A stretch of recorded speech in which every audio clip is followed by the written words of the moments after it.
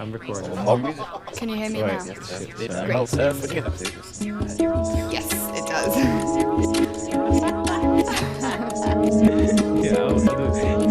Excuse me, my crayon is a monkey. I find the conversation Taking some interest in learning a bit more about technology, philosophy, and I like to. I'm an educator. Absolutely. We're going to stay anonymous. That's a cop out. The binary's gone. I thought jingle was like Dutch for cheers.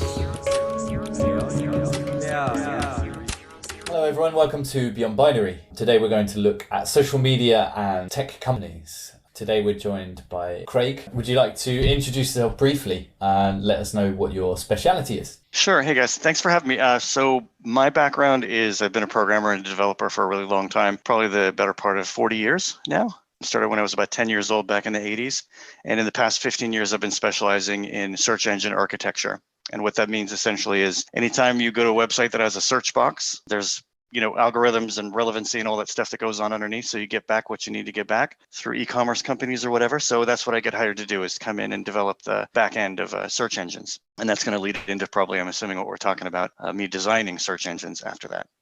Absolutely, yeah. So a few topics we're going to touch on today. I think one is having recently watched The Social Media Dilemma, and everyone's talking about that. So it'd be interesting to talk about not only how these tech companies have a grip on us, but have a grip on the economies and the problem with monopolies in this space, what we can do as individuals. A few things to touch base on. So just to check, has everyone watched The Social Dilemma? And what was everyone's thoughts? I did a little experiment after watching it. I used Facebook and Instagram and I thought, I wonder how addicted am I really? So what I thought I'd do, I like little challenges like this. So I thought, well, I'll deactivate them. I said, well, what about a month? See how easy it is or difficult it is. And so I've been doing that and it's coming up to about a month. It's been really interesting. It wasn't as difficult as I thought it would be, but I did find it's like, when you forget your phone and you leave your phone at home or something, and then you feel like there's something in your pocket, maybe vibrating, and you go to check and you're like, oh, it's not. No, I left it at home. So you get this like ghost sensation of maybe you take a photo or you discover a new song and you have this impulse that you want to kind of share it. So instead of doing that, I would send a message maybe on Facebook Messenger. So I kept that. I think it was very dramatized. I'm not really used to watching the news, so the exaggeration was a bit intense. Well, that's very typical American style documentary. And that's very, I feel... Up to 11. Yeah, exactly. Yeah. Like drama. Yeah. It was quite intense. So for me, I think I've never really had that addiction to social media, to be honest. None of the apps really ever grabbed me that intensely. So for me, it's an addiction to my phone more than an addiction to social media. Frequent message boards a lot, which is sort of slow social media. It's a different vibe. But in general, I'm just addicted to looking shit up on the internet on my phone. But the documentary did spell out some things that I was personally already feeling might be happening. And it sort of laid it right out in front of me. Is it true? I don't know. But it was kind of the feeling that I was having, that the effect of social media was having on society. Yeah, so I'll kick off before handing over to much more experienced and knowledgeable guests. I'm definitely addicted to Facebook, without a shadow of a doubt. A number of times I've been up at 2 a.m. arguing with some random stranger because they're wrong and they need to know. They need to know it, and we need to know it. They need to know that I'm wrong, and everyone needs to see me have that out in public. It's been interesting watching me and my dad both go on divergent and extreme paths. I've just shifted left and left and left and left. And he's gone the other way. And to the point where, we've had to stop talking politics this year because it's become so toxic and problematic. So that's stressful. Like, it's worrying. I think a lot of the people in the documentary, anyone that's been familiar with the tech space, these guys have been like Chicken Little, ringing the alarm bell for a number of years. And the funniest thing I found about it all was like at the end when they were like, but what can be done? And they were like, you should turn off notifications and you should take a break every few hours. And you're like, no, I think you need to dismantle these massive monopolies. But that's also a good idea that you suggested. They're just shrugging their nothing can be done, right? And you're like, no, a lot can be done. Just if a company's too big for governments that they're getting scared of it, then something needs to be done soon because they're only getting bigger. Anyway, Craig, I'll hand over to you. What did you think of it? I've been in the tech space for a long time, and I worked in Silicon Valley during the first dot-com boom. That's where I kind of got my feet wet. But I was going to say, I didn't actually get a smartphone until probably 2 years ago, which is very late to the game. Certainly I had a cell phone. I had one of those Samsung Juke, switchblade phones for a long time. And I avoided getting a smartphone because when I spent time away from the computer, I truly wanted to be like away from it. And I saw like a lot of people's, behaviors on social media and constantly checking the phone and that kind of thing. I ended up getting a job that I had to get a smartphone because I was traveling between United States and Canada, and my old one literally didn't work when I went over the border. So I had no phone at all. So I had to get a smartphone. Then once I did, I absolutely fell into that same trap, and I knew that I was going to. So, to your point, I've definitely fallen into that same thing about being addicted to, checking my phone and Facebook, social media especially. And I'm contemplating going on that same route that you've just talked about, taking a bit of a break on that, because I wonder, the time that I'm spending, is it truly beneficial to my well-being, my happiness, getting me riled up over something that's really not that important, in the long run, that kind of thing. And then switch over to the documentary. There was a couple of takeaways I had from that. And one of them was that I think with tech companies and with the legal system, particularly here in the United States, I don't think that they're really in sync. And I think that the tech companies are kind of pushing to, I don't want to say necessarily get away with things, but maybe, try to do things to maximize their market share, their viewership, the stickiness of their applications, all those types of things to maximize their revenue, essentially. Peter Thiel, 0 to 1, he has this beautiful analogy where he says, like the way the tech companies define themselves, and you can compare like what they say to investors versus what they say when the government anti-competition commission is investigating them. Oh, right. They talk to investors like, we are everything. Yes. We are everything to everyone. And when they talk to government, we're like, we are so small and humble. Like, please do not touch us. We are little. So, and the truth is, demonstrably, Facebook, Google just took over media. Right, like the death of so many forms of media, absolutely, from television to newspapers, has just been replaced by these tech giants who are like, oh, we just do the search, and people just like their family posts. You're like, yeah, you're so much more than that. You've completely usurped media in most formats. Like, you're huge. Right. And, the other point too, as well, is, you mentioned what can be done at the end of that documentary. And one of the things that came to mind for me is like, it's not a really easy, there's no really easy answer to this. I mean, certainly things can be done, but part of the thing that we were discussing before we started is that once a company has that large of a market share, it becomes kind of this evangelical following, and they can do no wrong. And even if they do, they'll still stay. So it's almost like even if, another platform does come out, they don't necessarily have to be better. They can be an alternative. And the end user, is maybe dissatisfied with, platform A. It'll take a lot to get them to move to platform B. Still on A, right? But we've seen it happen. Yes, I mean, of here course. Here in Holland, we've seen social media sites in the 90s, early 2000s make their way for Facebook, right? So Facebook has served a lot. Instagram is taking over. Unfortunately, same company, right? Well, that's the point, though, right? It used to be competition, and now Facebook are just at a point where they're like, "How many billion do we have to throw at it?" But it's more than just a specific company, because it changed what media is as well. Because before we had curated media, we had specific educated journalists working for very specific companies, curating the news content that we were getting. And what social media has done is giving everyone an amplifier. It's you can't almost distinguish anymore who is the informed journalist and who is just the uninformed idiot screaming into an amplifier. And in that space, people are getting lost. And the algorithm works both ways, right? So we all know when we post something and get loads of likes, we've been trained by the algorithm how to write on these platforms to get better engagement, right? And it is different, like what does well on Twitter versus what does well on Reddit. It's very different feedback, right? And it tends to attract different audiences because of that.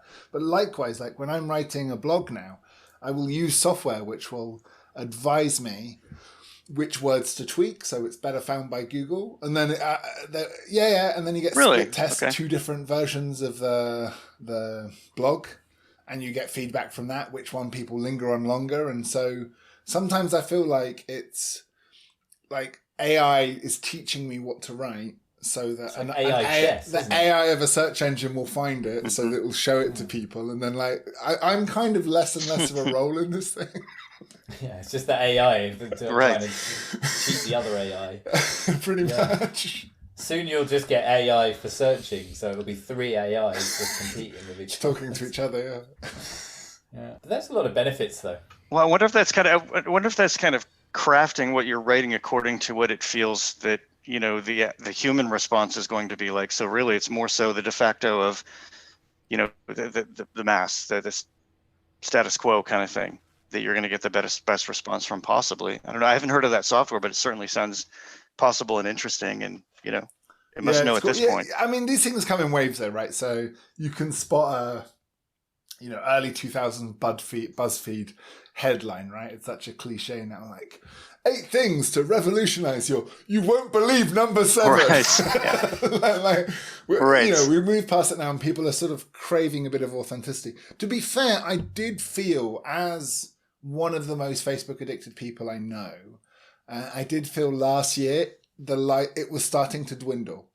Right, like I noticed that it was like less and less people active on the platform, and it was the same people getting louder and louder. You see the same stories as well, over and over again, and you think, and more and more intentional, outrage driving headlines, and you're like, oh, this is just getting ridiculous. But then obviously, this is 2020, and so suddenly everyone that was quitting it has had a lot of downtime and a lot of free time, and so these platforms are flooding back again.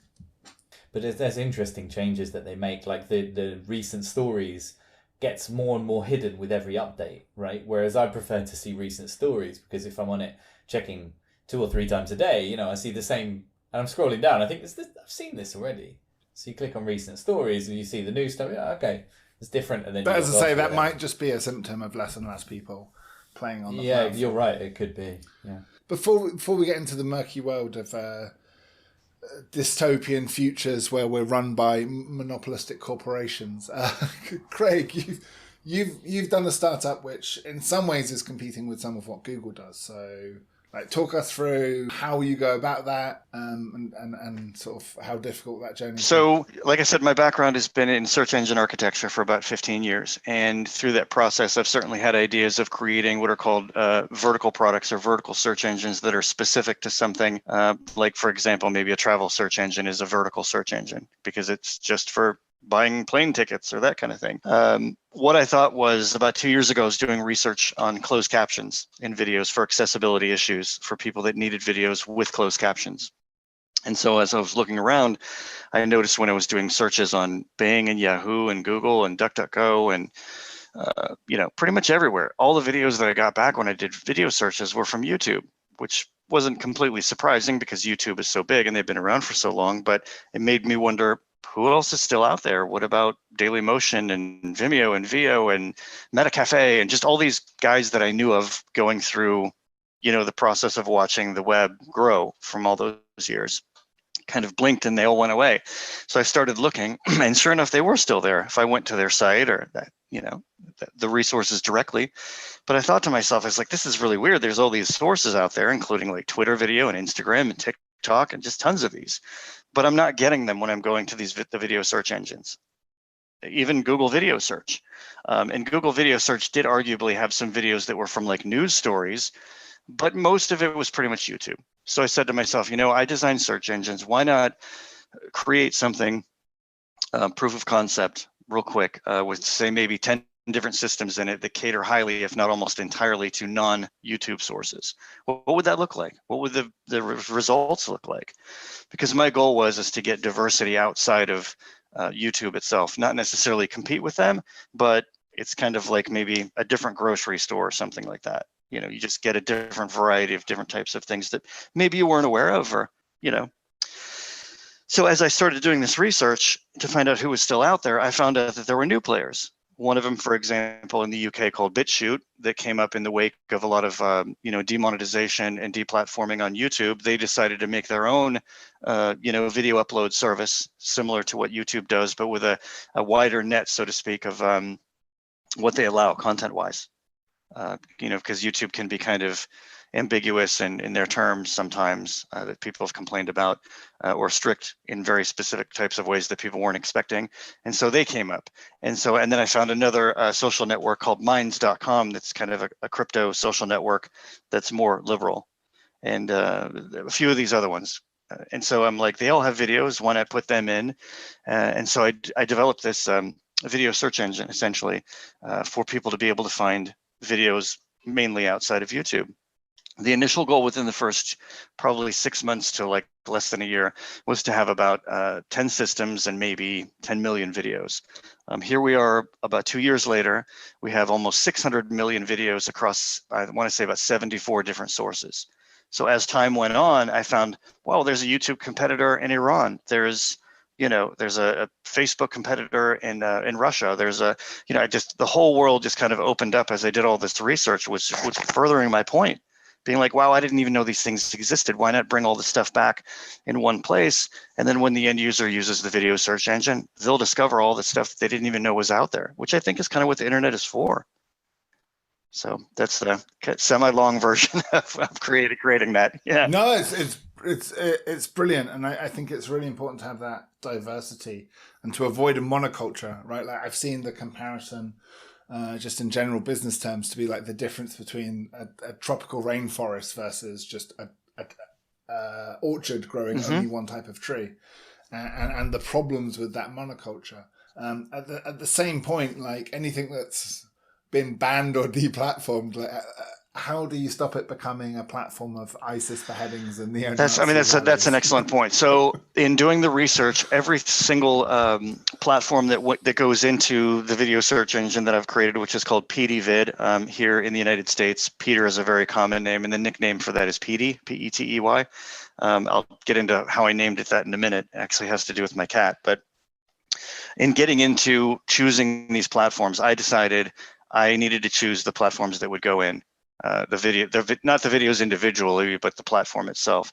And so in going through them, I would go to the platform and say, okay, like how ridiculous is their content? How extreme is it?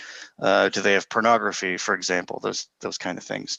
Because the one thing that I definitely wanted to disclude was, straight up adult content and pornography, because part of my feeling is, I'm not against that medium personally. It's just that I think for porn, when people want that, they know where to go. I don't necessarily need to include that yet. Yeah, it already seems to be well catered to. Yes, it's not something I need to even address. So, and not only that, my idea too was, if I'm going to be presenting this product as a possible use case or something that could be used, say, at a university or library, it needs to be as clean as possible in that aspect, because that's an obviously no kind of thing.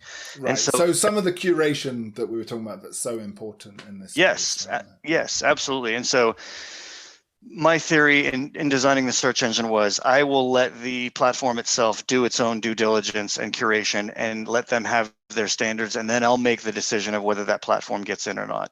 I can only think of maybe one platform through all the research that I did that I had to say no to.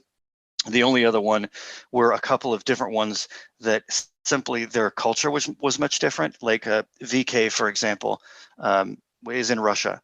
And I'm not completely convinced that this is the case, but I made the assumption that within their culture, it was acceptable to have a certain level of erotica and pornography side by side with like a music video or an instructional how to bake a cake video or that kind of thing. Whereas on YouTube, there's no way they would allow that, So what I decided to do was not, throw the entire system out, but create some type of relative filter. So, as much of the porn didn't get into our search engine as possible, but all the other stuff did. So is that to say that it's as clean as it possibly, could be 100%? No, absolutely not. But I've done the best that I can to, the first line of defense kind of thing. But to answer your original question, there are one or two platforms that do have some content that could be considered, derogatory or those kinds of things. Some people might even consider Alex Jones to be inflammatory, for example. What's the internet rule where, like, hang around long enough and someone will call everyone a Nazi at some point? You're right. That's a very wide net in some cases. That's not necessarily a beheading video. It's, there's a whole gray area there. But what I would say is, the one site that I did have to like not include was specifically for violent content, just for that entirely. And so that I couldn't do. So as far as some other ones that are incredibly like more on that liberal side, if they happen to have some things like that, what I've done is created in the terms on the website to say, if you want this to be taken out of our search engine, just send us a link and we'll go ahead and take it out. So we're letting the users kind of dictate that, rather than an algorithm, rather than keywords or that kind of thing. And we haven't had any takedown notices for up until like 2 days ago. And the one 2 days ago was actually an advertisement from a company, an Italian company, who didn't want their advertisement shown, which no problem, but it wasn't violent. So I hope that answers your question, but yeah.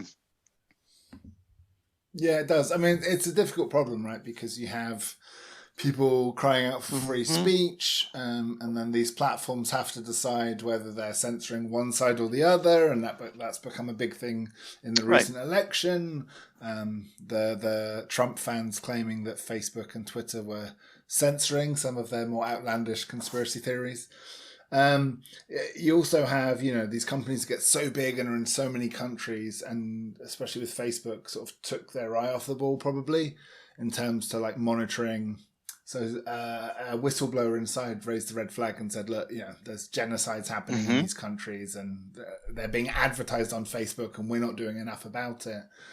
And that's a massive problem. You then also, if you say user-driven, right, like reporting content that has been abused by certain Twitter mobs who will just like try and demonetize every video someone produces on both sides of the argument.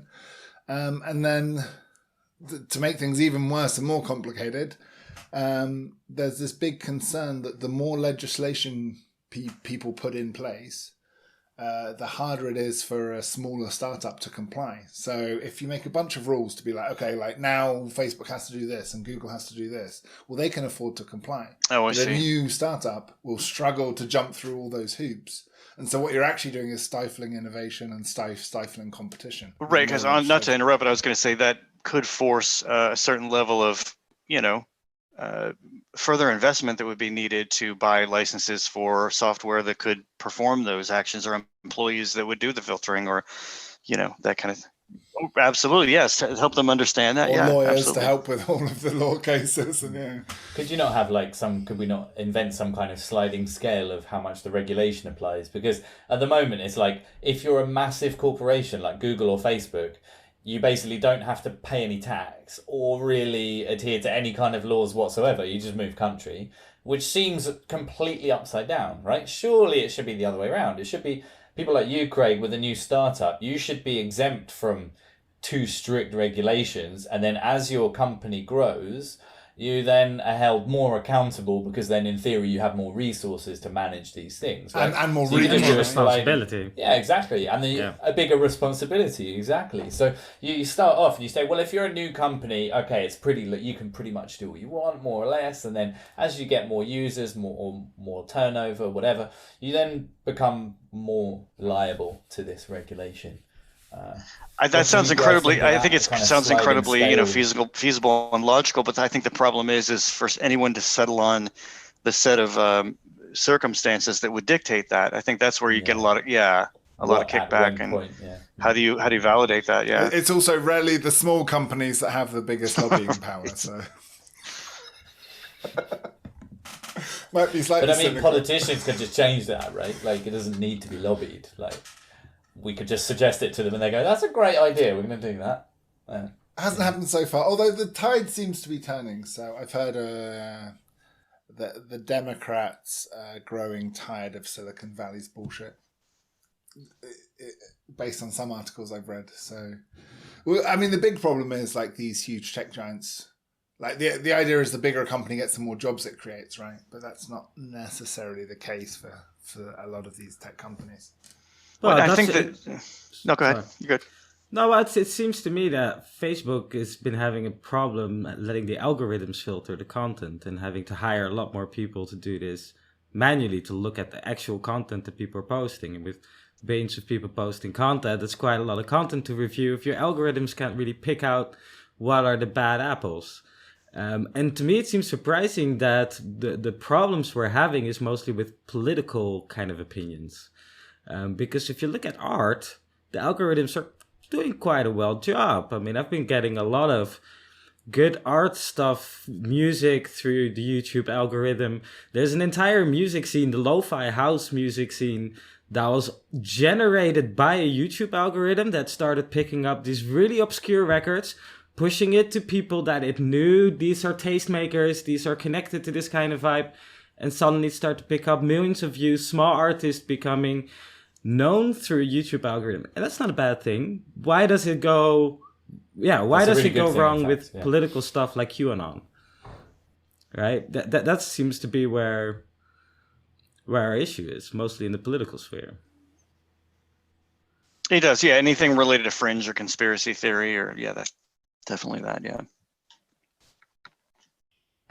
And that's where you're seeing these spaces move, right? Like, I think Twitter has just banned, and Facebook have just started banning most political stuff because it's just becoming... Well, and I think at a certain point, Instagram literally turned off hashtags because of the election that was going on here, because they didn't want hashtags to affect any of that. I'm pretty sure that happened a few days ago. I mean, it's already crazy that Twitter is putting a banner underneath Trump's tweets, right? That's quite a new reality as well. It's not a ban. It was so funny. News media is having a banner underneath the speech of a president. He is lying to you right now. Yeah, Please don't listen to him. That's something I've never seen before. I was like, oh my god. So maybe there's a switch now. Maybe they start taking it more seriously. There does seem to be a bit of a change this election cycle now. It's interesting that you say that, Marang, because that was also one of the recommendations from the Social Dilemma. The idea was fact-checking the sources of an article before you share it. But maybe that puts too much onus on, the sort of time people have available. You know what I mean? Like, maybe us lot, maybe we and our listeners would be more likely to fact-check. But do you think the average person is going to fact-check? No, the proof is no. So I kind of agree with... Ask Chris and his dad. Ask Chris and his dad, right?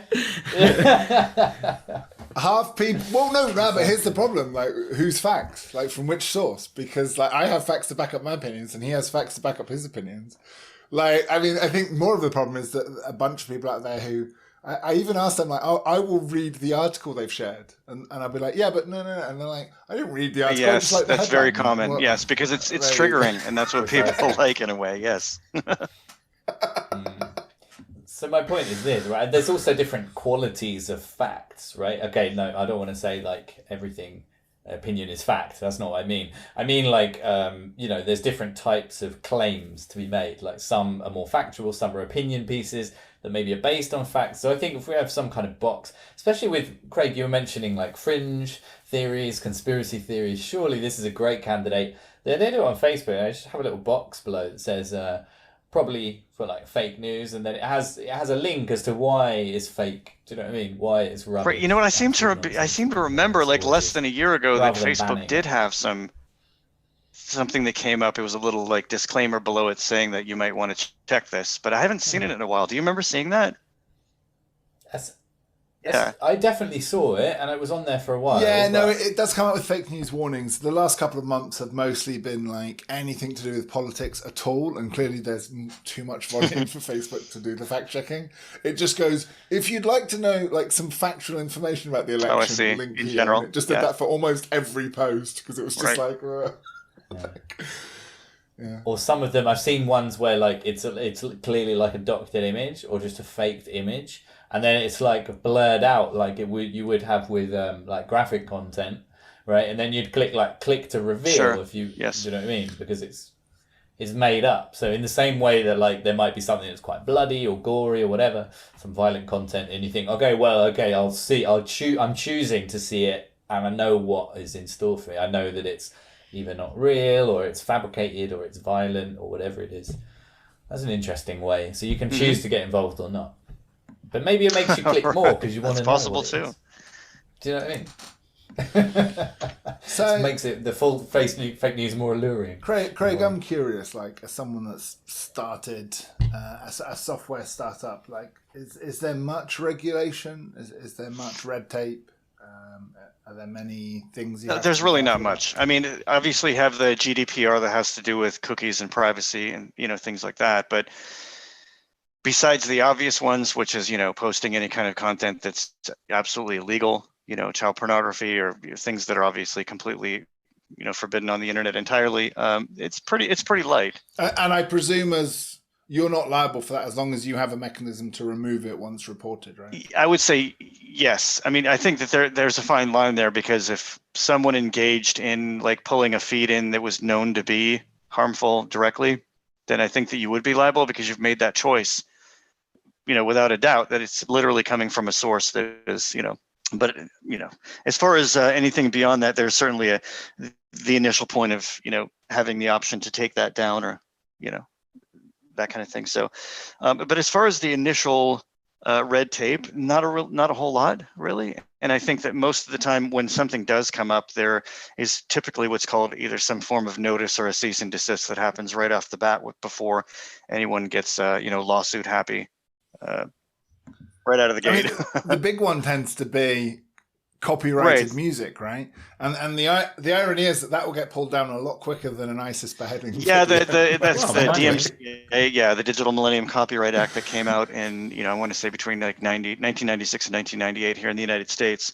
It didn't, there wasn't a lot of enforcement of that right off the bat, but then it became more and more of a standard, and now it's pretty much like, if that gets issued, it's yes. It's yeah. automatically And Google's picked up engaged even. too with that. So, I shared a video with, I think, AC/DC's Mhm. Thunderstruck, because it was the Polish protests, and the government were comparing the young people protesting to Nazis.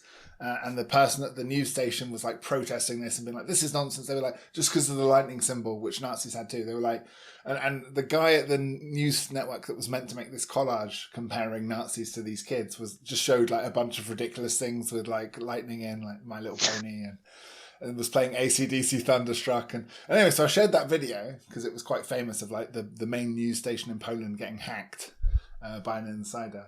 And immediately, like on hitting publish, it was like, oh, Sony Music Right. has a copyright DC whatever against this content. Like, wow. Yeah, They well, are quick on that. And I've absolutely. No, noticed you're right. actually- You're absolutely. Sorry, And go I've for it. done the same thing with uploading video.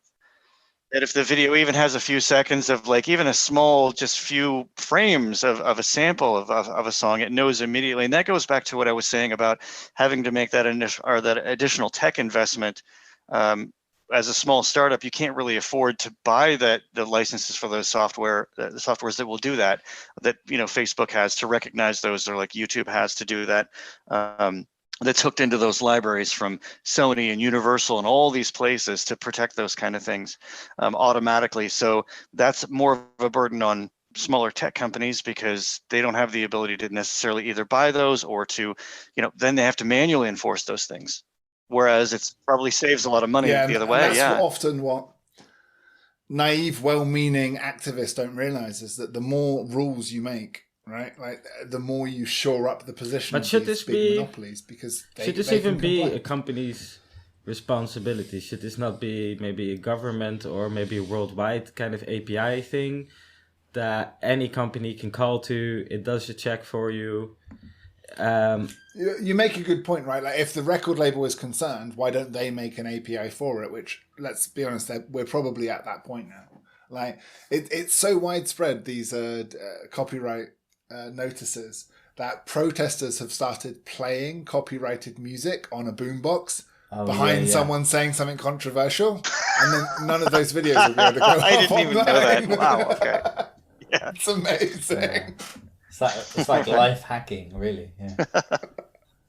Yeah, that's funny. You get like these really extreme political party rallies. Yeah, and as long as that music's with the playing, boombox, it doesn't matter how offensive what they're saying is, it will be able to be hosted somewhere. But if you play that music, I can't get upload online now. maybe on BitChute it'll be there. True. Yeah. So, Craig, with that in mind, like tying together these few tangents, do you think that the answer is more legislation, or do you think that would be damaging? Well, I think I'm a fan of a certain point of legislation, not necessarily on that really granular point, but more so on the definition. There's something, and I don't pretend to know a whole lot about this. I'm just now getting into it late to the game, but Section 230 is what's being argued about whether, say, Twitter is, say, a publisher or an editorial, or it's where they lie like as their entity, that will end up dictating a lot of their behavior. And that's what more so what I'm a fan of, because I think if that can be reeled in and the organization can be classified as a certain type of classification of an entity, then they will have to have certain, boundaries, kind of thing. And Yeah, and as you said earlier, they are claiming to, oh no, we're just like a post-it board, and you're like, no, you have right, which borders on being an editorial, and yes, news right now. Yeah. So I think that's more so a bigger point to start with, is to define the organizations and their limitations and what they're liable for and all that within the scope of how they're currently behaving. And not only that, I would say probably a more specific or granular terms of service that defines very specifically what's allowed, what's not allowed. That's something that people have complained about with Google in particular quite a bit, is that they've said, oh, well, this is, against our, user terms of service, but no one can find anything that's specifically related to that. Whether it's someone putting too many emojis, in a chat conversation during a live video, and then all of a sudden the video gets banned and the users get banned because they use too many paddles, or, all these ridiculous stories that you hear. Certainly having a more clear and concise terms of service, and having a more clear and concise definition of, the limitations and borders of the organization itself, I think would help reel some of that in, rather than really, really small tons of, small legislations, I guess. That's more so I think what I'm a fan of, at least for now. So, and surely it's possible, right? I mean, EU's trying to do it with GDPR, trying to protect user data.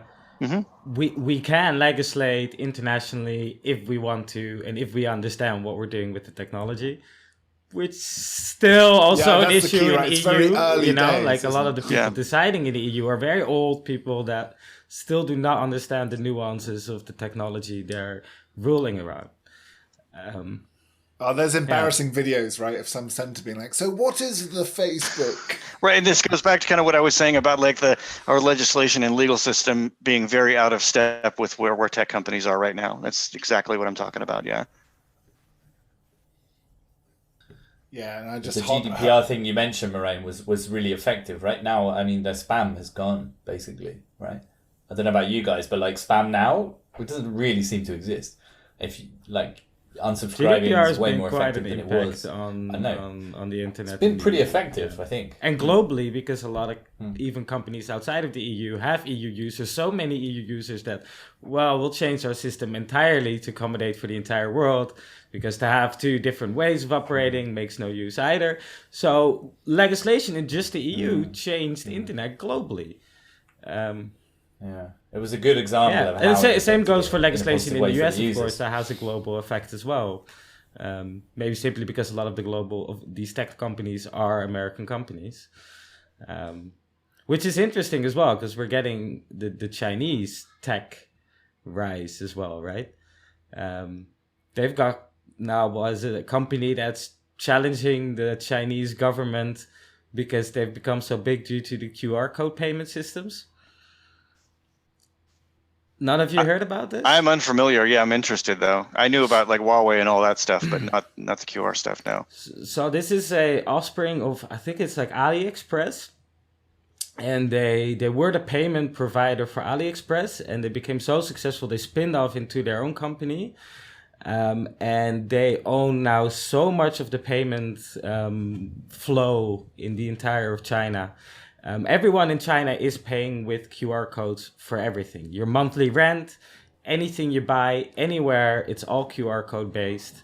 It all goes through apps. They get credit through apps. And this company has become so big, it's the government is scared of it. I mean, you'd be bigger How than does the this company banks, make right? the money, though?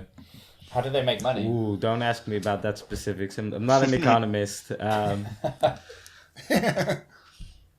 It's the same as a bank, though, right? If you take a fraction of everything you process, normally, you don't charge the customer, you charge the supplier Oh, and it could just be for the convenience of the payment. yeah, Same it could as a just be credit card interest company. on credit that they're giving, right? They grow their user base and then they charge interest on credit. And when you have sorry. So then what was... What was the reaction of the Chinese government? It's in that still case? ongoing. What That's a was the situation ongoing in qualm? China, right? I mean, the Chinese government aren't famous for their transparency. But we're getting to an interesting point now where America, for a little bit, was talking about setting up its own Great Wall like China had done, especially with, as you said, Craig, Huawei. So for a little bit, it looked like Huawei was going to be installing 5G networks around the world.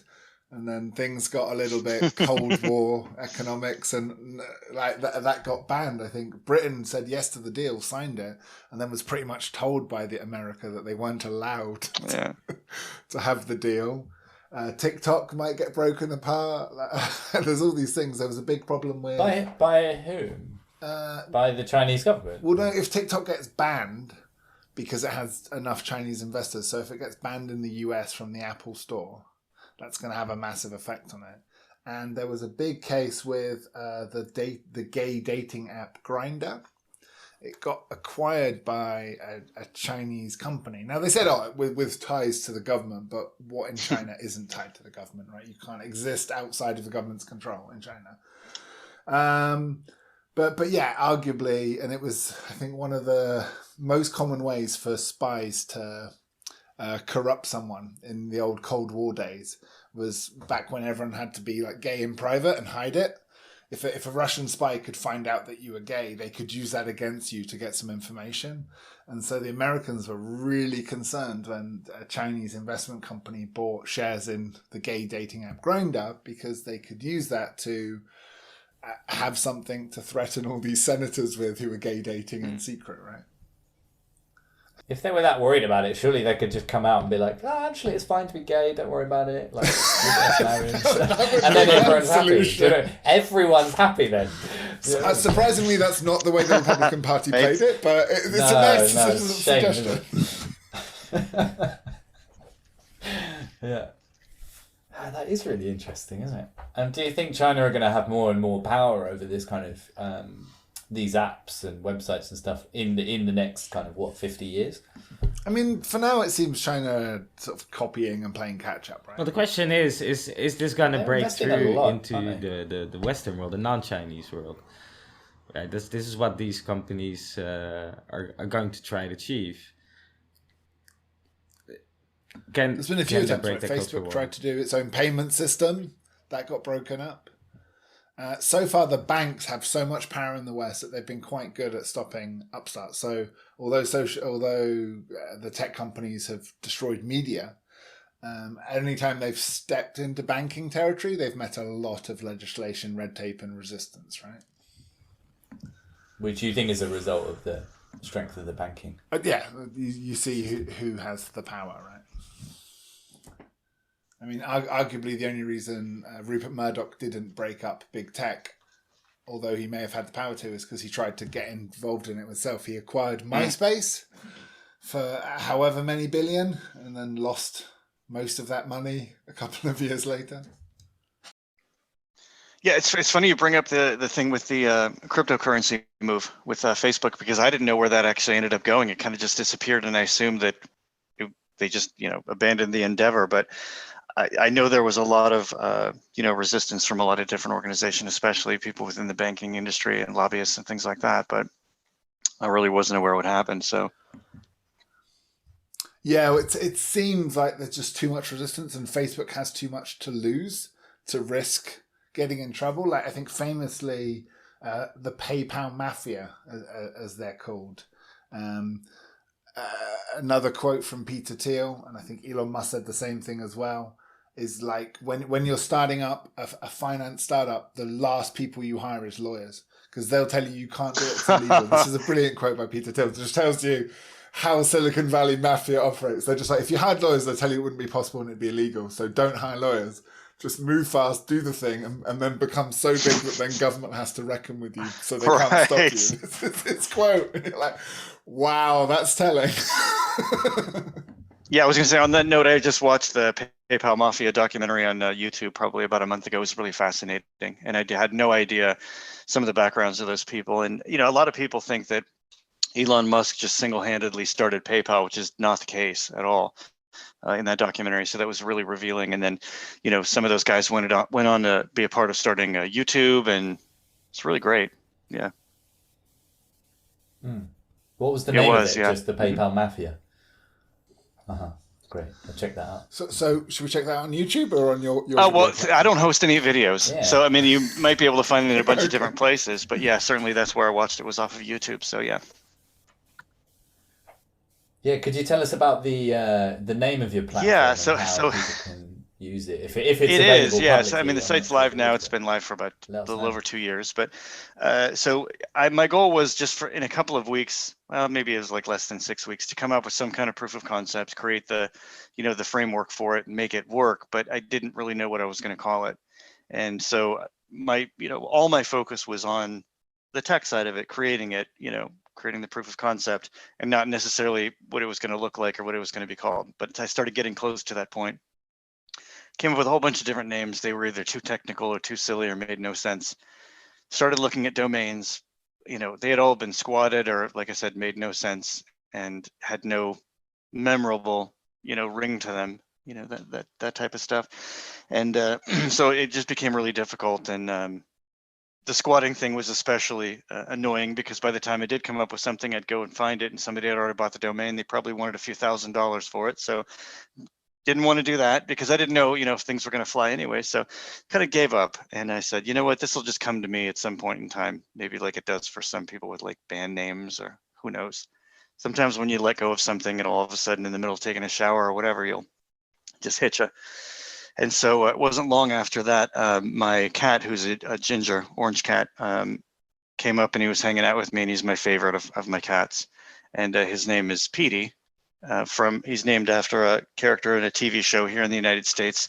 There was a Nickelodeon show called Pete and Pete, and it was about two young boys with red hair got into these strange adventures and stuff. And so, yeah, and so that's where my orange cat came from, was being named Pete. And so what I said was, you know what, people like cats, they like mascots. This has a ring to it. His name's Petey. I'll just make it shorter for vid instead of video. And sure enough, there was no domain, and there was a domain available, and there was no usage of this term, which is important too, because when you do your research on the internet, you want to make sure there's not another product or another whatever with the same name that people get confused. And sure enough, there was nothing. So I called up a friend of mine who did a lot of work for cartoon horror magazines and things as an artist. And I said, hey, I want you to make a cartoon version of my cat, but not too childish, but not too like sci-fi, somewhere in the middle kind of thing. And so that's where the whole name and concept and all that came from. And Petey has his own Instagram, so I put lots of pictures of his day-to-day life and, him doing different things. And because I figured, you know what, why not make a brand out of it? Something that's a bit more memorable. And then the privacy thing came into play after that, because what I thought was, okay, I got this video search thing. I'm going to be able to show you stuff from all different places, even different languages. Got the cat thing going on. That's cool. I really like what DuckDuckGo is doing, and in relation to some of the other ones like Search and Encrypt, and there's a whole slew of privacy-focused search engines, which means they don't save your information and they don't monetize that and rely on that as a revenue stream or share that with third parties. Yeah. Yeah, you mentioned Right. DuckDuckGo. That's the bigger one. Yeah, but certainly there's other ones. So, but Probably is, about. is there thus an issue then? How do we solve the issue of moving the crowd, right? Because we do have alternative versions of many Right. of the tools that because the phone, right? You were talking before about you didn't have a smartphone until recently, but a Right. phone is a really handy tool to have, and especially when you're traveling, I find it can be really handy to have a phone with internet on it to communicate with people, find maps, where you're going. Absolutely. So how do we use this tool without getting lost? And we have good services, right? We have DuckDuckGo, your video for web. There's many good services, some open source, but the crowd is not moving towards Right. those services. It's absolutely, that's a huge problem. I mean, I don't know the answer to that, but that goes back to, kind of part of the conversation, what I was saying, that, some of these larger brands have worked so diligently to have, this massive market share, that once that market share is there, getting them to even recognize or try something different, very difficult. And I would imagine this exists in maybe the beverage market, maybe, other markets too as well, like with Uber and Lyft and things, of that nature. Or but the beverage one's a great example, because if you look at how it works, these little shops, right, they get the fridge for free, which for a small shop is quite a big expense covered. And when Coca-Cola delivers the fridge, they'll be like, there you go, you've got your free fridge. Oh, by the way, there's one string. You never sell Pepsi ever. For beer, it goes further than that. Here in Holland, the breweries own the bars. I didn't know that. Yeah. Wow. Yeah, the owners of the bars. If you go to Ireland's the worst for it. Like, Ireland's the worst for it because Guinness is owned by one of the two biggest breweries in the world. The name's like Av in Bev something, because 12 companies merged together, and so the name doesn't make any sense anymore. But yeah, obviously everyone goes to Ireland and wants Guinness. And so the company that owns Guinness says, okay, but you can only sell these 4 beers. Don't sell any of our competitors. Wait, so and it just becomes this monoculture. So obviously this is wasteland happening, across the board with a lot of businesses. So once that's achieved and they have their market share, or like I said, their evangelical following, so to speak, how do you get the end user or end consumer to try or switch over to something else, or even embrace it, or even try it in any manner? Because the thing is, what I'm doing with the video search portion isn't really competing with anyone. It's just kind of a value add for anyone that wants to find information outside of what they're already used to. So it's not really a complete alternative. It's just an additional resource. Yeah, it's right. More niche, isn't it? It's like you don't have to keep trawling through the YouTube right, and videos. To the effect of your question too, in the first probably I want to say 3 weeks of me talking about and starting to design this, a friend of mine, I was talking to him about it, and he said, well, I want to ask you, play devil's advocate. He said, what if I said, well, I really like YouTube. Why should I use your search engine? And I told him, I said, well, I thought about it for a second. I said, you shouldn't. You should just keep using YouTube. Like, if you really like YouTube, right? But so my hope is, and I'm sure DuckDuckGo and some of these other places, their hope is that there will be certain percentage of the tech population, or the population that uses smartphones or the internet devices to find information, that they will either have their own personal reason, whether they don't like the company, they don't like their terms, they don't like the way that they've treated other people, whatever it is, kind of thing, and that will be I believe that their reasoning for even entertaining something else. But outside of that, I just don't know what else there would be, just because I think you made the point earlier about it being political. Like before we were just chatting before we started the session, you were saying that when you want to be informed about something, you'll look at it from a lot of different angles. I mean, people take the same approach to news, so I could see maybe a news one coming up with a similar thing. But if people want to investigate some topic where there is a range of different views and biases, well, here they could get definitely a broader range of opinions, right? So that's maybe another it is use. Air out the echo It is, but that. Not to interrupt, but I was going to say that the thing that I've faced too as well in having that same thought process early on, probably about a year ago, I thought to myself, I was like, maybe what it is that I'm making, people don't really want. Maybe they don't really care, because if they're stuck in their own, like you said, echo chamber, and they have cognitive bias about things, I mean, sure, it's great for people to try to be. Yeah, people only want to be shown the facts that agree with their current world. Society, what they want and what they need. Society does have very answers for this, and it's called education. And we can have a class about how to be more responsible online and in It's the classic junk food versus healthy we teach food children about debate. that as well. And you can teach that. Why is most of society using YouTube or Zoom or Netflix? It's because it became part of the language of the world. It's like, hey, what did you Netflix last night? I'm gonna Netflix tonight. Everyone is speaking the language, and thus people that are uneducated about the tech world find it easier to get entry into the tech world, right? But what if we just educate our next generations much better, make them find their own way much better? make the valuations better. Is it Finland or Denmark? It's one of the Scandinavian countries where they saw this becoming a problem and have really strong education, even for adults, about how to spot fake news, how to fact check, always read an article before you share it, always check the sources, be aware of the bias. Or even just like a starter pack for going online and have it all be some of the less commercial services that you can use, right? Like your website where you can find videos. I just looked at it. It scrolls archive.org. Archive.org, great thing to tell people about, right? Maybe people don't know about this. They're a website that will scroll journalistic articles, science articles. These are just handy links to give in education to any child in anywhere in the world. And yeah, governments will need to push that. Just going back to what you said, Moraine, about the language, that was a really interesting point. And then we say, I'm going to Zoom my friends. No, so Craig, what you need to do is a free little marketing for you. You need to make PeteyVid a verb.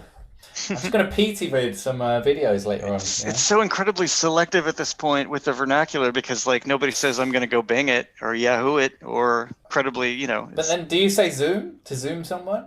I don't personally. That's a new no, one. because I use TeamViewer, I use Zoom, I use AnyDesk. I mean, I'm not really particular. To Skype is definitely a verb, right? Let's. Yeah, that's true. But I think that there's this. I think there's certain longevity that follows that because Skype started, from what I remember, maybe like in 97, 98, like really early. Yeah, true. And then when you think about like when Netflix started, they started in, I want to say in like 96 or 97, a long time ago. Google 98. So maybe it is a longevity kind of thing where it just gets burned into society and our culture that you can't help but. Maybe you need a phrasal verb, you know, just to I don't know. Set yourself apart. Like, let's PT up this video. Like, I'm not sure. Yeah, I mean, the thing that I'm hoping for, and that because the climate such is right now, that kind of people are up in arms, certain percentage of them, about having their content controlled by a limited number of media outlets. Like YouTube should be like studied in a way because it's the only thing that, in my knowledge, about us as consumers only having one of. I mean, can you imagine going into the store getting some toothpaste and there's only one kind?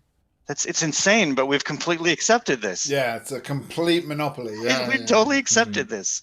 I mean, there are other options. Yes, you can go to Vimeo or Dailymotion, but not really. I mean, it's just not the same. And also the key is when you Google for something, yes, you get the YouTube because so there's a second layer. Yes, second layer there. Yeah, absolutely. You know why I think it's so popular is because they take films from these other platforms. Well, users can do it, right? It's not necessarily YouTube doing it, but a user can just take a Vimeo short film and they can upload it to YouTube, boom, and there it is. And then because there's more users there, they're probably it's gonna get more watch there, and then it leads to this spiral, doesn't it? So YouTube kind of hoovers everything up. Yeah. If there's a video hosting, who's going to compete other than Microsoft or Amazon? Who has the server farm capacity to compete here? And this is key. Like, so I think there's this myth that the free market handles these things, and it evidently doesn't. And there's many examples. So I was talking to Craig earlier. There is something known as the Google kill space. And like the general advice, again, I'll come back to Peter Thiel's book. He says, what you need to look for something that on the surface seems like a bad idea, but if you dig deep enough into it, might be a good idea. And the reason for that is because if it's an obviously good idea, Google or Facebook or Amazon will already be making it, and you've got no chance. He actually advises that, and it's known as the Google kill zone. There's a bunch of area where there's no innovation because everyone knows if they went for it, if it was successful, the house would win and Google would sweep in and crush you. If you were lucky, they'd acquire you. More likely, they'd just get their 1,000 developers go, oh, look at that thing. It's working. Yeah, let's make that, but better. It stifles innovation. It's really dangerous. You know, Google basically has been developing and strategically developing the YouTube offering for quite a long time and not had, if any, revenue for quite a long time in those beginning stages, and just kept raising more and more rounds of funding to support infrastructure to gain that market share. This is from my opinion and my understanding, but that is even from right. And not only that, they had practically no regulations, because I've gone and done research back to find stuff from really early on when YouTube was originally acquired by Google, and I found content on there that had stuff that was very like anti-Semitic. It was very much like, oh, this is why. Look at these ants. This is why white supremacy is a good thing, and it was totally on YouTube. Like, they didn't care. So they spent years basically getting as much market share, being completely open about that kind of stuff, whatever you want to say, liberal about those types of things, maybe not enforcing terms of service, maybe having the, yeah, because we just want people to have content here. So, and then they kept, reinvesting in infrastructure and getting that. It has to be strategic to a certain point. And then they're like, okay, now that we've gotten a certain point of market share, now we'll start to reel things in and bring the advertisers in, clean things up, clean house, turn on the fire hose, and here comes the money, right? Well, yeah, let's be clear here. They didn't start cleaning house because they were worried about people viewing bad content. The advertisers were complaining. Right. Sorry, but you just put my ad next to an ISIS beheading. They were like, okay, we're sorry, advertisers, we'll clean up. Well, and Alex Jones was on there for so long. No, they didn't care. I mean, there's all these videos. He was very good for them, right? Yeah. He helped build the platform, arguably. He was one of the main earliest influencers, right? And it is that's the next generation of right-wing talk radio has been born from YouTube, and the fact that they were able to talk for 2 hours about gay frogs right. or whatever. So, back to the original point, here's the thing is if they've gone through this process over, a decade or more strategically, for anyone to try to do that same kind of thing, it's impossible. It's not the right time. You wouldn't have the right kind of funding. So it's almost like impossible for anyone to compete with them at this point because their situation has been so strategic and so unique. It certainly seems that way to me, unless it's something specific like, Vimeo has HD, for example. So if you really want good, high quality stuff, you could go with them. Yeah. So they got a monopoly. There's a paid model for that. The paid model for that. It is way better. Yeah. Yeah, and that's the only chance, right? You have to target a niche, right? You have to say, this is my beachhead, this is my niche. They're not doing this, I will do this better than anyone else. And then hope that they don't come along in a year's time and go, oh, that's a good idea, we'll copy that. I've got a question then. Surely this is an antitrust issue. We have laws for this, right? Yeah. Don't regulations cover for that? Wasn't there the whole Microsoft antitrust scandal a while ago? I don't remember it in detail, but I mean, it's... And being optimistic, I do think this is in the post. So governments don't move as quickly as tech companies, and we forget how new this whole industry is. But like you saw with Microsoft, governments have noticed, and governments do like issuing multi-billion-pound fines. They're quite popular. So I thought GDPR when it came out, I was like, okay, I get it. This is just a Google tax. This is just how they're finally going to tax Google because, So I do think it's coming. I almost think that these tech companies, it looks to me like they're going, oh, we're going to get fucked by antitrust, so let's just make as much hay while the sun's shining. Seems a bit like that, doesn't it? It's like the oil company. Because there's no avoiding it. Like they scale up, and that's how they make so much money. So rather than trying to avoid being that, they're like, no, let's just make as much money from it until we get caught, right? But I mean, that's one of the founding sort of philosophies of America, right? It was like ride the gold train. Get as much as you can, and make your money and get out of there. I don't know. It's just, it fits. But then, why are the governments so slow? They could do that now, couldn't they? Because it's a bunch of 80-year-old men. It's famous, right? Governments and IT never worked out. Like, do you remember when we were first learning about computers and it was some, 50-year-old lady that had recently gone on a course during the summer. She was there trying to teach a bunch of 12-year-olds how to use computers, and all the 12-year-olds were like, yeah, we know this. We're better so much better than you. I'm sorry. But Craig, how's it going? So, I mean, what's the path to monetization? Do you do things like Patreon or? Yeah, so because I chose not to do that route of tracking user data and selling that, I said, well, I got to think up some other things. It became complicated, and it's not easy, obviously, but I have been able to keep the cost way down, and I do all the development for free myself. So outside of some friends helping me with some web related stuff, so I was like, I got to do some things that are both traditional and non-traditional. So I decided to go with a couple of affiliate programs through like eBay and Amazon, which don't make a ton of money, but if somebody clicks on a link that has to do with a search that they're doing, I can get some money from that. And then because my cat Petey and the brand and all that stuff, I decided to make merch. So I made t-shirts and stickers and that kind of thing, and a donation platform too as well. And then there's a Patreon additionally to that. And then believe it or not, I got one of my friends locally to help create a YouTube channel to try to monetize that all the YouTube videos are reviewing other search engines, which is kind of an interesting way to go. So we're a search engine, but I actually have him creating videos where he does real-time commentary on, like, we're going to try out DuckDuckGo. Let's see what it's like. Let's see what I don't like and what I do like. And then at the end of the video, he gives the search engine or the website a rating, which is like, he does it in like paw prints, like the cat's paws. It's, I was going to say, how many PTs does this? Well, they're actually the toe beans, which is the toe bean is the little paw print on the kitty cat's paw. So he does like ratings for these different search engines and stuff, and it's been going pretty well. And then he's made some other videos about, like, for example, how to find videos that have been removed from YouTube on our platform through the Internet Archive. So that's one thing that I've tried to do too, is add additional stuff on our search engine that you can't do in other places. I'm trying to think of what else. We're trying to reach a point that, like, obviously the channel will be monetized through YouTube because we're creating content that way. But definitely the Patreon and definitely the affiliate program, and then, like I said, selling merch through donations.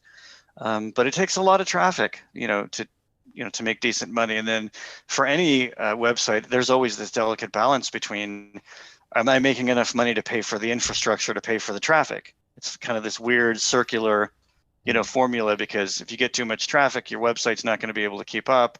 And then is that traffic generate enough revenue to actually pay for the infrastructure, in a way? So I've been able to keep that down pretty well. And is it ad free then, the service? Mostly, yeah. There is a spot on there that if you came to us and said, hey, I want to buy a banner ad space or a text ad space, we do provide that. We haven't had anyone do that yet, so we're pretty much relying on the affiliate links that we have through Amazon and eBay. So if you're searching for, I don't know, a video on David Icke or something, you might find it, it's contextual, so it'll, click over to or hit Amazon's API and say, hey, here's David Icke's book on the lizard people or whatever. I don't know, and you might want to buy that. I don't know. One of our favorite books here at Beyond Binary.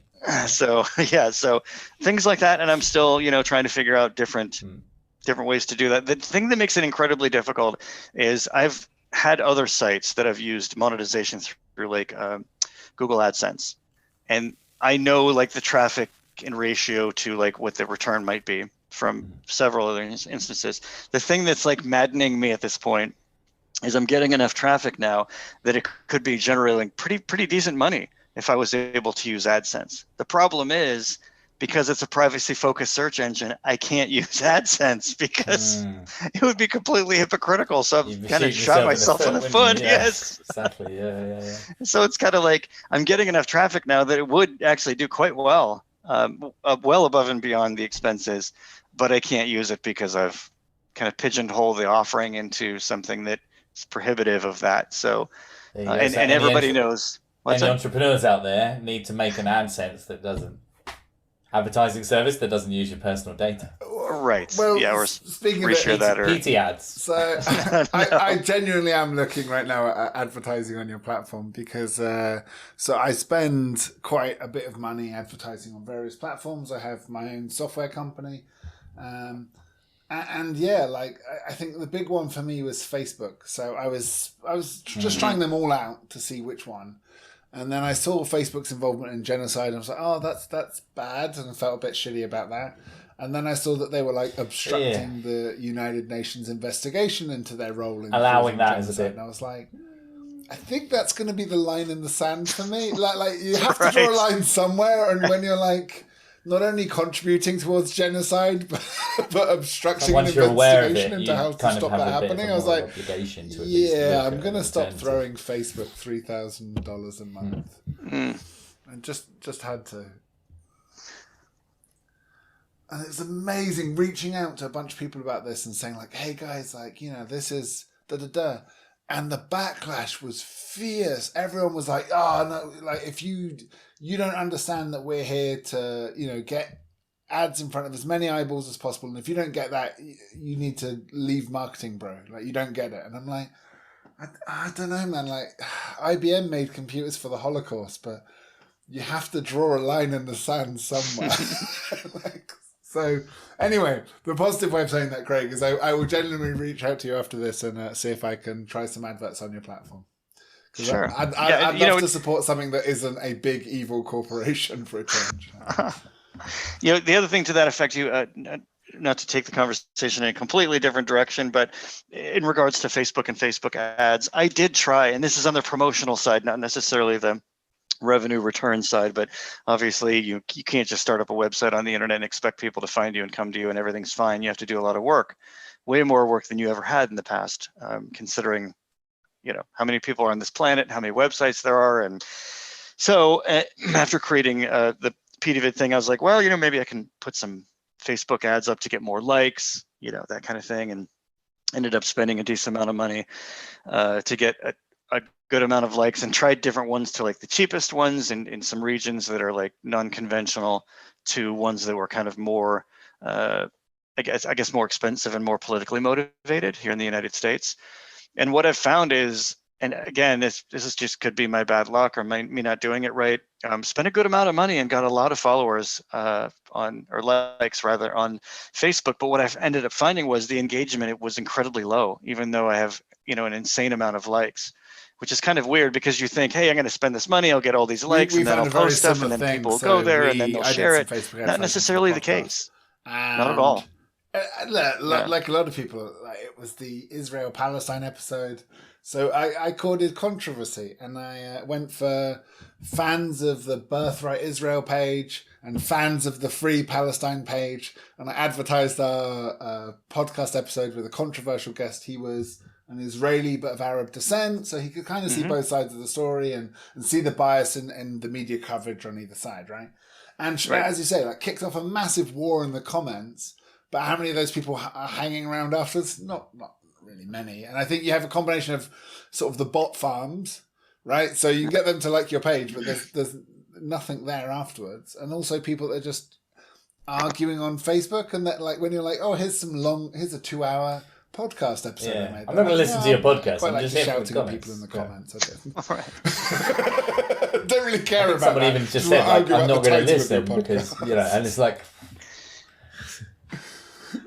Right here. Then why are you here? why am I arguing with you at 2 a.m? God damn it, Facebook, you got me again. So I have a question about the podcast farm thing. I've never completely understood what the benefit of that side of things would be to engage that on their side. The benefit from who to engage what, sorry? Say you're a bot farm and you own that. What is the benefit to what it is that you're doing? I mean...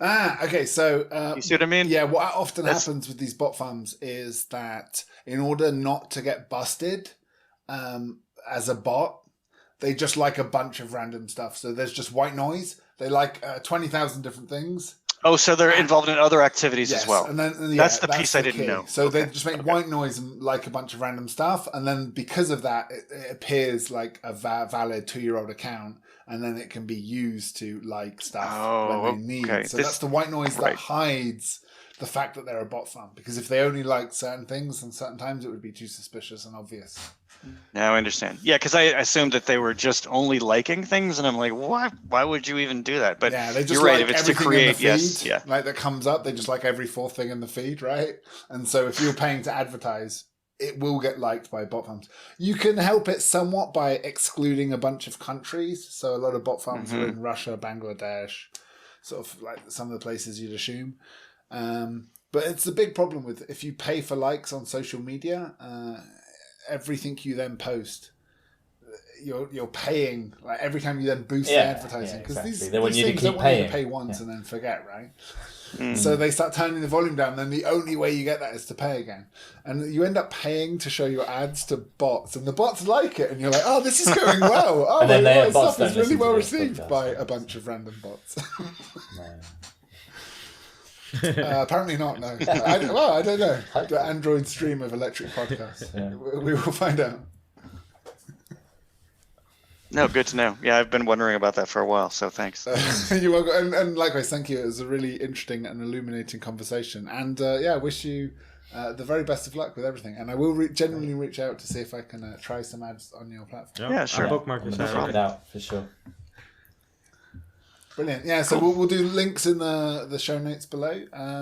Does anyone have any final thoughts on how we can free ourselves from the social media? Well, I wanted to just say one thing, that during this sort of month off social media, I think I'll probably end up going back, but it's really interesting to use as a tool, but we just got to be conscious about how we use it. So what I was doing before was using some limiting apps, some blockers, which basically you can set the parameters of how much time you want to spend on whichever websites, any websites, even PeteyVid, although I'd put that as unlimited.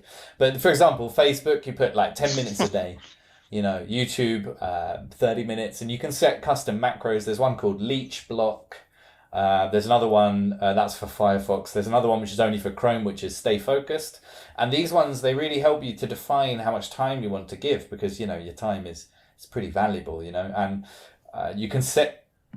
And it's quite scary when really you look realise how much into time it. You you're think wasting arguing with random strangers. So, and you can have it do certain things. One thing I was doing with YouTube was after 20 minutes was changing the site to black and white. Oh, I see. Right, so it's a lot less appealing when all the videos are in black and white. But I'm colorblind anyway, right? So right, so it doesn't cut you off, but it does. It makes it like, and you get that notification. Yeah, it's like, you know, been on you've this spent for 20 long, minutes and and now it's really black and want white, to- and you're like, okay, well, I'll finish the video. Do you know what I mean? It's not going to cut me off. But then I'm like, okay, now I should go and do some work or Right, whatever but it is, right? I kind of like this, and on the other hand, like, it's sort of giving the AI control over what you're doing in your day, like hard limiting it. Because I like to have kind of the freedom to just watch CNN for 5 days, 24/7. Yeah, but I don't want to do that, right? Just for the election, Yeah, for the yeah, election, turn and it she off. jonking, pointing at the same map over and over and over again. And, you know, next week I will not watch CNN again. In 4 years, I'll watch You can CNN turn it again. off. And, you know, like, where do you turn it give off, the you control? decide, right? Because Also, Finn, I'm imagining if you were looking at the election map and then it Easier, turned black I and think, white, that'd be very depending if you're confusing. colourblind or not. But my point is, you set it, and then you can change the settings, right? And then also you can have a mode like go nuclear. So like for an hour, it blocks all websites except like ones you need, like PeteyVid, Google, DuckDuckGo. Do you know what I mean? Wikipedia, so that you can really focus in. So it's just a tool to help you to limit that, and I found it useful personally. So I'd recommend people check that out. Leech Block, Stay Focused, these kind of screen time on the iPhone. There's similar ones for Android. So that would be my closing statement. Definitely. Take a bit of control Yeah, sounds back good. and, you know, set the parameters of how you want to use these tools. Anyone else got any closing gambits? So I think we just need more legislation, more education around these things. Government needs to speed up. We need some young, tech-savvy people within the government to keep up with technology. Or we'll see the corporations, the tech corporations, taking more and more control away from I government. agree with all those Especially, points. yeah. I think those are excellent. I just wanted to thank everybody, all you guys, for great, nice, pseudo-random conversation all over the place. It's been really enjoyable. So yeah, thank you for having me. Yeah, thanks to you, man. Yeah, thanks. Brilliant. No, thanks for coming. Absolute pleasure. My closing thoughts is like, guys, please join me. That there are too many people who are wrong on the internet, and with just a little bit more hours spent on Facebook per day, we could correct them all. We can beat them. I'm really optimistic. just. Thank you so much for joining us, Craig, and yeah, thank you all for listening. Yeah, thank you. Awesome. Craig. Thank you.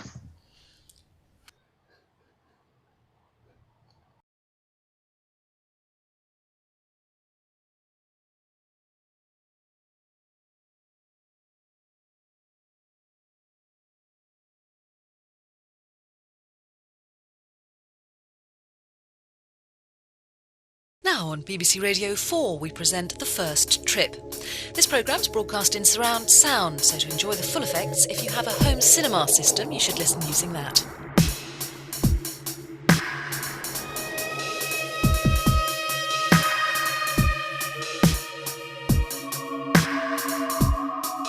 The power of a new generation.